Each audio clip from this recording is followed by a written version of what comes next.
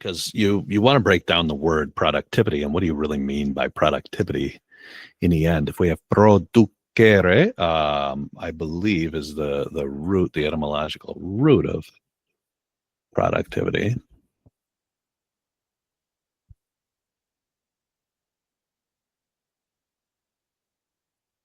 Productivus.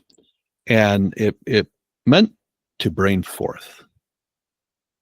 So when we talk about alignment and breathing, alignment of in alignment is internal, it's physical, it's mental, it's spiritual, it's there's many different ways. In fact, the old one of the words for breath in other languages, in some of the Romance languages, is the same word for soul. So there's a lot of spirituality around the word breath as well. And when we talk about producing and we talk about bringing forth, where does that happen in daily life with the way we align our spine with our mind and with all the way that we're expressing who we are and the way we're aligned with our internal value system and our telos, as it were, and where we're aligned in our breath in order to bring forth what our objectives are in our daily life. The alignment is actually one of the main keys that'll come in there, because to be aligned with what we would call your true values, I hesitate to use the word core values because it gets misinterpreted, is to be aligned with what is actually true to you and your value system, and you will automatically bring forth, produce what that is based on that. You can write down any list you want, but if it's not really there on your values, we're either going to have to give you a reward to get it done, or there's going to have to be some type of motivating factor behind you.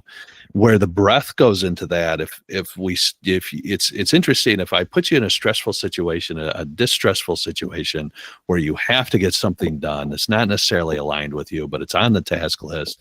And if you don't, you're going to be punished rather than rewarded. Our breath tends to come a little bit quicker. It tends to be a little bit more chest, and it tends to be a little bit more hyper. And that can lead to physical problems. It can lead to some mental burnout. It can lead to a whole bunch of different things. And we tend not to, but we might produce, but we may not be producing as efficiently, as precisely.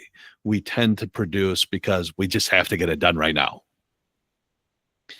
Whereas if I'm got alignment physically and I don't have a lot of stress on the spine and the brain can connect to the entire body in and out, that's going to automatically calm you, because you're going to have more efficient distribution of, say, oxygen, nutrition throughout your circulatory system. You're going to have more efficient excretion of different waste products and that coming in and out.